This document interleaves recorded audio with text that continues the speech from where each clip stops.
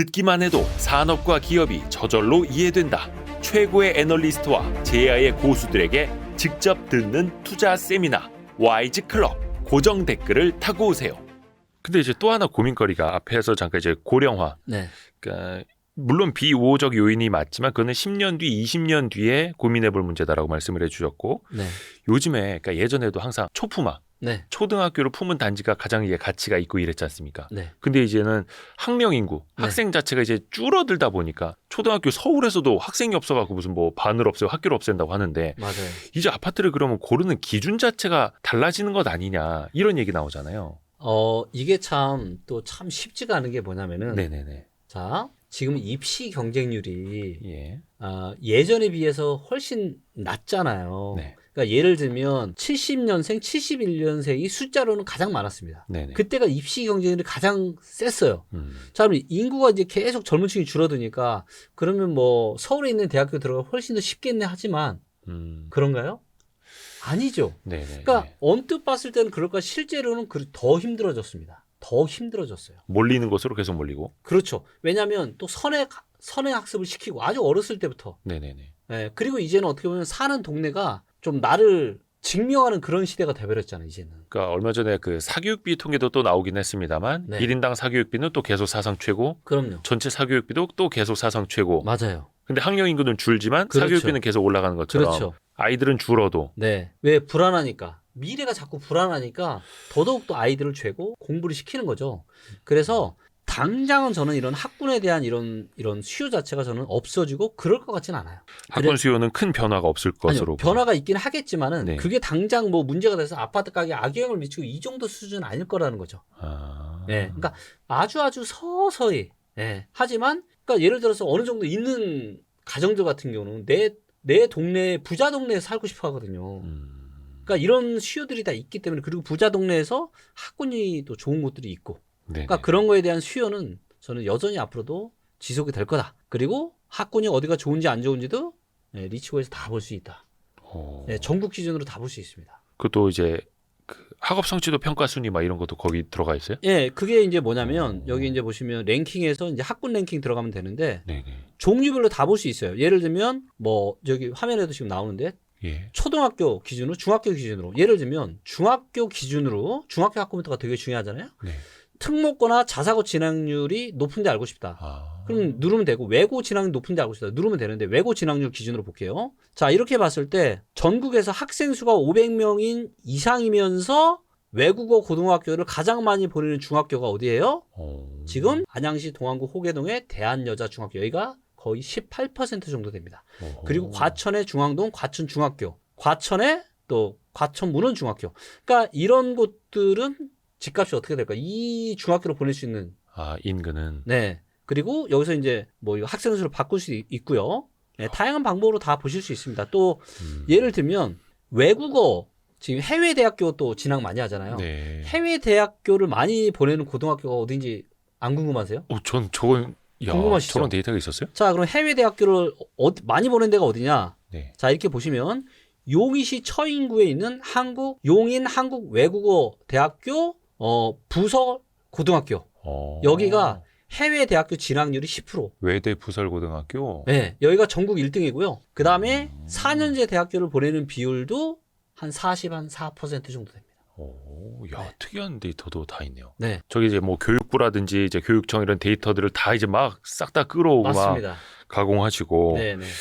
근데 그 학군 수요 변화가 당장은 일어나진 않을 것이다. 네, 당장 뭐 이런 인구 감소 뭐 이런 걸로 인해서 뭐 당장 그런 문제가 생길 것 같지는 않아요. 또 이제 많은 분들이 네. 또 고민도 하시고 또 상급지 결국은 이제 그 상급지에서 만나는 게 물론 이제 상급지는 산의 봉우리처럼 이제 뾰족해지기는 한데 그 만나는 지점 다 뭐 강남, 마용성 이렇게 귀결이 또 되지 않습니까? 네. 물론 시대가 흐르면 또 변할 수도 있겠습니다만 네. 그 지역은 좀 어떤가요? 지금 현재 뭐 어디 많이 떨어졌다고 또 보지는 않더라고요. 그 특히 그런 지역들은. 지역들은 15 이상 아파트 같은 경우는 이번 하락장에서 엄청난 특혜를 받은 지역입니다. 얼마요? 15억. 그러니까 15억 이상 아파트. 예. 왜냐면은 강남, 서초, 송파가 가격을 보면 잘 안 떨어졌거든요. 네. 떨어지긴 떨어졌지만 근데 왜 안 떨어졌냐? 바로 2020년과 21년에 대출을 안 해줬어요.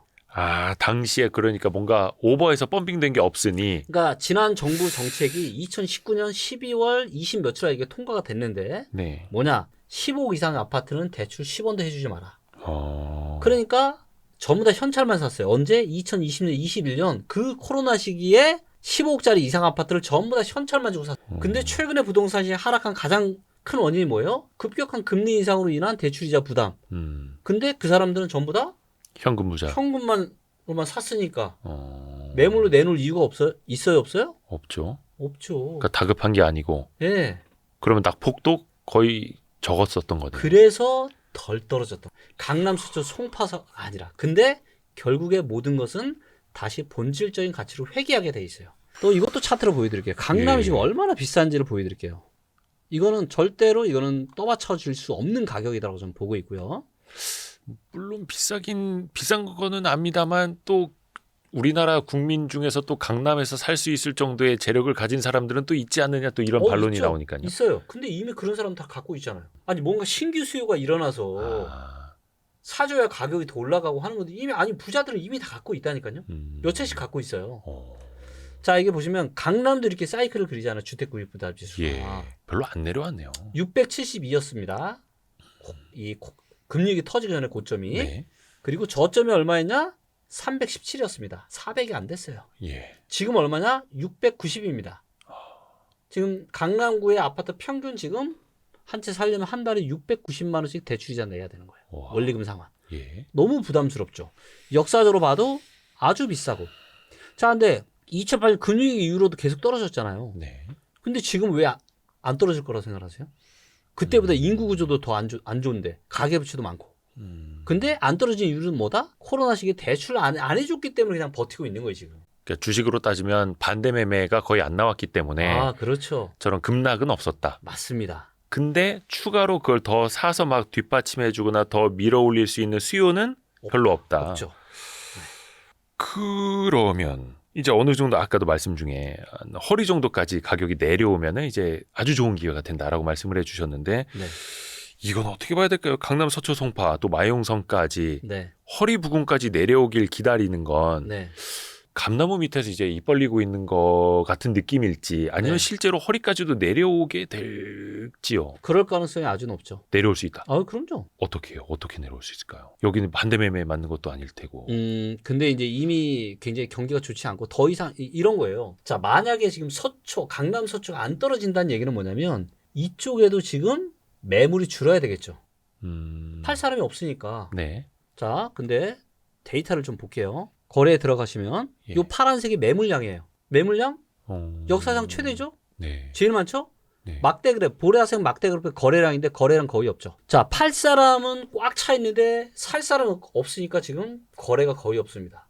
얘기하신 것처럼 아니 지금 여전히 지금 강남 서초가 좋으려면은 팔 사람 줄고 거래량 늘어나야죠. 왜 살만하니까. 근데 지금은 전혀 살만한 가격대가 아니라는 거예요. 그러니까 아니까 집주인들도 지금 빨리 팔려고 지금 내놓는 거란 말이죠. 야, 매물이 계속해서 늘고 있다. 그렇죠. 근데 강남만 그런 게 아니라 서초도 똑같아요. 아니 30억, 40억짜리 30평대 아파트를 이걸 누가 삽니까? 누가 사요? 벼락부자 아니면 못 삽니다.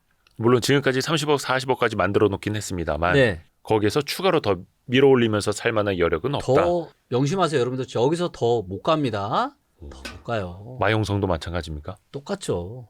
여기도 그러면 상대적으로 많이 빠지지도 않았었고. 그러니까 이런 거죠. 보통 우리가 가스라이팅 당한다고 하죠. 예. 저는 사람들이 코로나 때문에 부동산 상승에 가스라이팅 당했다고 생각합니다. 여러분들 명심하세요. 코로나라고 하는 아주 특이한 이벤트 때문에 시중의 유동성이 엄청나게 풀리고 금리가 역사상 가장 낮은 기준금리 0.5% 시대에 벌어졌던 대세 상승장에 그것도 막바지에 벌어졌기 때문에 그렇게 폭등을 했던 겁니다. 금리 상황이 이제는 완전 달라졌어요. 시장 상황이 완전 다르단 말이에요. 또다시 내 아파트가 뭐 30억, 40억, 50억 갔으니까 또 갈 거야. 기대에 접으셔요. 지금 접으셔야 됩니다. 그리고 이거는 아파트뿐만 아니라 건물도 똑같아요. 제가 건물 좀 알아보고 있는데 네네. 수익률이 너무 엉망이에요. 그래서 요즘 건물 가격도 많이 떨어졌죠. 계속 이제 호가를 낮췄는데 아직도 강남 서초는 안 낮추고 있어요. 아, 그래요? 은행 이자가 지금 4%잖아요. 예. 4%. 예금 기준. 예금 기준. 네. 달러 예금하면 5%, 6%도 줍니다, 여러분들. 근데 강남에 건물 사잖아요? 수익률이 3%대예요. 근데 원체 이것도 값이 비싸고. 렌트프리 잔뜩 껴서 렌트프리 껴서 수익률 나온 거 억지로 맞춘 거잖아요. 그러니까 코로나 시대 때 뭐 2%대 3%대 금리면은 뭐 건물 살만했는데 했는데 그때 건물 사셨던 분들은 어떻게 됐어요? 지금 뭐 쪽박차고 난리도 아니죠. 대출이자 급등에다가 임대료는 또 예전만큼 들어오지 않고 쉽지 않습니다, 진짜. 부동산 거품이 꺼질 수밖에. 제가 하락론자 폭락론자라서가 아니라 데이터를 가지고 그 누구보다 시장을 정확하게 지금 진맥을 하고 있기 때문에, 그렇기 때문에 제가 이런 말씀 드리는 거예요. 저는 누구보다 진짜 올라갔으면 좋겠어요. 그리고 언젠가는 제가 절호의 기회가 왔다라고 제가 말씀을 드릴 겁니다. 자, 상업용 부동산 이 경매 건수 보실래요? 서울에? 예. 제가 여기서 상업용만 클릭하겠습니다. 예. 서울 상업용도 지금 이렇게 늘고 있잖아요. 와. 앞으로 더 늘 겁니다. 계속 늘 거예요. 그렇기 때문에 이런 것들은 전부 다 시장의 공급이고 그만큼 힘들어 하시는 분들이 많기 때문에. 네. 예. 근데 건물주들이 무슨 생각하고 있냐? 또 코로나처럼 그런 시절 오지 않을까라는 그런 미련을 가지고 지금 힘겨운 이자를 지금 버텨내고 계신데 아무도 거들떠보지 않습니다. 이 수익률 가지고는 아무도 사지 않습니다, 여러분들. 근데 아까 말씀 중에 김기현 대표님은 건물 보러 다니신다고. 네. 왜? 떨어질 거로 저는 보기 때문에. 사시려고. 예. 혹시 기회가 되면은 나중에 뭐 저희 사옥이라도 좀 좋은 거나. 리치고가 잘 되나 봅니다. 아닙니다. 지금 아까 그 정도는 저기 보니까 아닌데. 뇌색임 광고가 엄청 붙어 있던데. 근데 네. 아직은 아니다. 아직은 아니에요. 이 거품이 빠져야 됩니다. 그리고 거품은 빠질 수밖에 없고 빠지기 때문에 제가 24, 25, 26년 엄청난 기회가 오고 있다라고 제가 말씀을 드리는 거죠. 죄송한데 제가 너무 이제 강남, 서초, 송파, 마용성에 집착하는 것 같아 보이긴 합니다만 네. 죄송합니다만 근데 아까 이제 논리 중에 하나가 네. 빠르게 떨어지어서 빨리 그 적정한 가격이 되면은 바닥도 그 반등도 빨리 나올 수 있고 네. 아니면 그냥 서서히 장기 하락으로 가서 반등도 좀 늦게 나올 수 있다라고 말씀해 주셨는데 강남, 서초, 송파도 그렇고 마용성도 그렇고 빠르게 떨어지진 않는다면 여기서 매물을 막 던지고 반대 매매 맞고 이런 사람들이 없다면 네. 여기는 이제 상대적으로 지지부진하게 갈 수도 있다라는 걸까요? 다른 지역은 빨리 바닥치고 올라오더라도. 이걸 차트를 한번 보여드릴게요. 예. 자, 이제 보시면은 요게 한국 부동산원 지수 통계 데이터로 주간 데이터로 폭락장에 나왔던 22년 중순부터 23년 초반까지의 차트입니다. 네. 자, 이게 보시면 요게 이제 플라워 차트라고 하는 건데 밑으로 많이 떨어질수록 전세가가 많이 떨어진 거고요. 네. 왼쪽으로 갈수록 매매가가 많이 떨어진 겁니다. 자, 도봉구 같은 경우는 이 시기에 16% 빠졌죠. 도봉구는 매매가가. 네, 매매 가격이. 근데 서초구는 4.4%밖에 안 빠졌습니다. 매매가 거의 안 빠졌고. 그리고 강남구가 한 6.7% 빠졌어요. 그러니까 상대적으로 훨씬 작긴 하지만 방향성은 어때요? 비슷하죠. 네. 네. 자, 그리고 이거를 2010년부터 2013년까지 과거 대세 하락장의 차트를 한번 보도록 하겠습니다. 네. 그럼 우리가 좀 가늠을 해볼 수가 있겠죠. 자, 보시면 요게 이제 2008년 10월 달부터 2013년 6월 달까지 네. 대세 하락장, 수도권 대세 하락장 기간 동안에 서울의 시 공구별 이 플라워 차트라는 건데, 네. 자, 제일 왼쪽에 있는 게 도봉구죠. 네. 도봉구가 제일 많이 빠졌고, 그 다음이 누구예요? 강남구입니다. 강남구도 제일 왼쪽에 있죠? 저건 이제 과거 하락장에서. 네, 과거 하락장일 때 강남구도 많이 빠졌다고요. 네. 그 다음 강서구도 많이 빠졌고, 그 다음 송파구, 그죠? 네, 그래서 이런 강남이라고 무조건 안 빠진다? 절대 아니다라는 거죠. 과거 대세 하락장을 보면 강남이나 이런 것들도 많이 빠졌다. 그러게요. 근데 이게 참 사람이 신기한 게 항상 그 관성에 젖어서 맞아요. 뜨거운 손에 오리에 빠져서 네, 강남이 빠지겠어? 네. 다들 강남 가서 살고 싶어 하잖아. 네, 마용성 가서 집 사고 싶어 하잖아. 막 네. 이 얘기를 하고 있는데 네, 또 막상 저때 과거로 보면 네. 야, 저때도 많이 빠졌었고. 누가 제일 적게 빠졌냐? 종로가 제일 적게 빠졌어요. 이때. 종로구는 오히려 올랐잖아요. 2008년에서 13년 사이에. 네. 종로구는 맨 오른쪽에 있는 종로구잖아요. 종로에 근데 사실 집이 몇 개 없지 않나요? 그렇죠. 예. 거의 없었죠. 그래서 앞으로도 또 이게 부동산 심리도 그렇고 이게 네. 어떻게 사람이 바뀔지는 모르겠습니다만 네. 그래도 이제 데이터로 우리가 추적을 하면서 보면은 네. 조금 더 객관화해서 볼 수 있다. 그렇죠. 그리고 이제 이게 있어요. 뭐냐면은 자, 값이 워낙 비싸기 때문에 강남은 20억짜리 아파트가 10%만 떨어지면 2억이고요. 20% 떨어지면 4억이에요. 네. 40% 떨어지면요 8억입니다. 이게 비율로 보는 거 금액대로 보면은 강남수 송파 그만큼 비싸기 때문에 또 떨어지면은 이 떨어지는 금액대가 억소리 굉장히 나죠. 클 수 있다는 네. 거죠. 해서 그 본격적인 상승장까지는 네. 뭐 이게 지역에 따라서 분명히 다르다라고 말씀해 주셨습니다만 24, 25, 26년에 지역별로는 다릅니다만 기회가 될 수 있다. 네. 요거는 저희가 김기현 대표님이 저 몰디브 가시기 전까지 한번 그리고 이제 제가 종종 말씀드렸지만 예. 경매로 하셔라. 아, 경매로. 더 싸게. 더 싸게. 왜냐하면 경매는 지금도 10에서 10%, 15% 정도 싸게 살 수가 있거든요. 그래서 이 가격대가 큰 물건일수록 경매로 사시면 너무 좋을 것 같아요. 근데 이게 약간 네. 뭐 저 말도 약간 어폐가 있습니다만 부동산 소액 투자 같은 거 이제 경매로 하는 게 네. 어렵진 않다고 하는데 네. 예를 들어서 막 10억짜리 아파트를 경매로 한다라면 네. 초기 자금도 그렇고 네. 혹여나 예를 들어서 한 3천만 원짜리 빌라를 샀는데 그 사람이 안 나가고 있고 막 이게 머리 터지는 상황 이거까지 어떻게 견뎌볼 수 있어. 네. 근데 막 수억 원, 10수억 원짜리 아파트에서 그 사람이 안 나가고 막 이러면 이게 막 엄청 꼬이지 않습니까? 현실에서는 반대일 경우가 더 많아요. 오히려 소액으로 사시는 분들이 더 막 버티는 경우가 많고 한번 생각해 보세요. 비싼 동네에 내가 예. 막 이렇게 나 이런 사람이 하고 이제 살고 있는데 경매를 당했어요. 네. 창피하지 않을까요? 빨리 나간다. 오히려 명도하기가 쉬운 경우가 더 많습니다. 그래서 저도 이제 뭐 경매를 저희도 뭐 빌라 같은 경우에는 경매 콘텐츠를 여러 번 하기는 했습니다만 네. 진짜 막 10억 안팎의 아파트를 경매로 하는 건 아직 저도 도전을 못 해봐가지고 네. 그쪽도 그럼 김기현 대표님이 좀 많이 저는 경매는 아파트 저는 딱 2건밖에 안 해봤습니다. 왜냐면 그쪽도 결국은 어떻게 하느냐가 중요해서 맞아요. 물론 이제 그 상승장이 오기 전에 미리 공부하면 더 좋을 것 같아요. 그렇죠. 더라고요. 그래서 제가 잠깐만 니치고 얘기를 한 번만 더 하면은 아니 괜찮습니다. 제가 이제- 오늘 어차피 한 30번 해야 하셨으니까. 제가 이제 경매를 넣은 이유가 뭐냐면 예. 엄청난 기회가 오고 있기 때문에 이 리치고의 경매까지 넣은 거예요. 그래서 여기 이제 보시면 자 예를 들면 지도로 들어가 볼게요. 네네네. 경매가 얼마나 많은지. 자 이거를 지도를 이렇게 줌아웃을 하면은 건 하나하나가 다 지금 이게 다 경매예요. 이게 다 어마무시하죠. 특히 저게 이제 많이 찍힌 동네는 저기 아파트 기준인가요? 색상별로 다른데요. 진한 초록색이 빌라 다세대, 그다음에 옅은 파란색이 오피스텔, 진한 파란색이 아파트, 그다음에 보라색이 건물, 그다음에 주황색이 토지입니다. 참 이게 참 저게 누군가의 또 눈물방울일 수도 있는데 이게 네. 또 투자하시는 분들한테 또 기회일 수도 있고 참 근데 이게 야속하기도 참 하고. 너무 안타깝죠. 그러니까 네. 이 코로나 시기에 이 분위기에 편승해서 영끌에서 지금 사신 분들이 너무 많기 때문에 거기에 또 이런 전세 사기나 이런 것들이 집단적으로 아예 지역별로. 그런 게 있다 보니까 지금 이렇게 나오는 거죠. 그렇기 때문에 저는 더더욱더 데이터가 중요하다. 진짜 부동산은 인생에서 가장 비싼 구매 의사 결정이죠. 그쵸. 제발 여러분들 분위기에 편승해서 의사결정 하지 마시고 좀 데이터 좀 보시면서 의사결정 하세요. 그리고 진짜 실전 팁 제가 아주 강력한 거 하나 알려드릴게요. 네네네. 실전 팁. 네. 자 뭐냐? 저는 부동산 거래를 할 때요. 네. 상대방이 어떤 상황인지를 다 체크합니다. 거래 상대방의 상황까지 네. 내고 하려고. 아니요.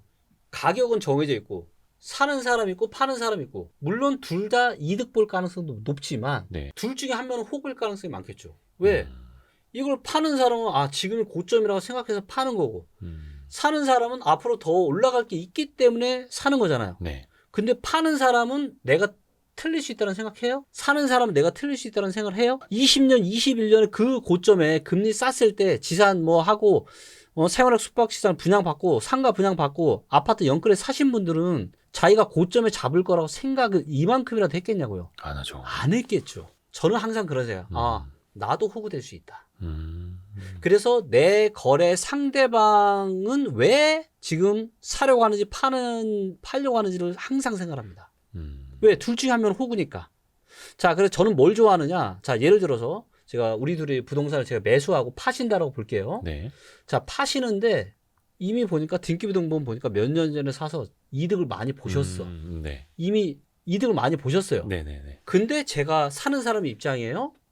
저는 제가 보는 데이터가 아무리 좋더라도 고민해 볼 거예요. 아니 왜 그동안 가격이 계속 올랐다는 얘기는 뭐냐면 이분은 시장을 미리 제대로 보고 가격이 저렴할 때 산 거잖아요. 네. 그리고 이제는 거의 다 끝물이라고 생각하고 저한테 파시는 거잖아요. 차익 실현. 네. 그래서 이분이 언제 샀는지 그때 가격보다 지금 가격이 높은지 낮은지를 판단하고 전화한단 말이에요. 이런 거래는 저는 별로 안 좋아해요. 저는 그럼 어떤 거래를 좋아하냐? 이분이 뭔가 사연이 있어서 부동산을 매물로 내놓거나 뭐 상속이나 증여가 있거나 아니면 뭐 뭔가 대출에 문제가 있어서 사업에 문제가 있어서 어쩔 수 없이 나 팔기 싫은데 어쩔 수 없이 이런 상황. 그리고 이분이 샀던 가격보다는 좀 더 낮은 가격. 이런 거래를 저는 좋아하거든요. 그렇기 때문에 반드시 거래하실 때는 데이터도 중요하지만 내 상대방의 그런 상황이 어떤지를 좀 파악을 하시고 거래를 하죠. 최소한 그러면은 내가 호구는 안 될 수가 있거든요. 다른 사람의 차익 실현 대상이 되지 말라. 그렇죠. 이게 주식 쪽에서는 이걸 설거지라고 표현을 하는데 네. 부동산 쪽에서 이게 또 원체 규모가 또 크기 때문에 그렇죠. 실전 팁. 네, 저는 사실 2020년, 21년에 사신 분들은 설거지 당했다고 생각합니다. 저는. 마음 아픕니다. 네, 너무 마음 아프지만. 그리고 이제 그런 일이 있어서는 안 되겠죠. 아, 그렇기 때문에 지금과 같은 이런 챗 GPT 시대 때문에 지금 난리잖아요. 빅데이터, 인공지능. 그리고 이런 것들이 이제는 부동산 시장에도 그런 흐름이 왔다. 그래서 우리가 또 공부하고 네, 준비가 되어 있어야 됩니다. 그럼요. 또 김기원 대표님 덕분에 오늘 공부도 많이 됐습니다. 앞으로도 잘 좀 부탁드리겠습니다. 네, 다행입니다. 아유, 우리 리치고 김기원 대표님과 함께했습니다. 고맙습니다, 대표님. 네, 고맙습니다. 아유, 고생하셨습니다. 네. 고생하셨습니다.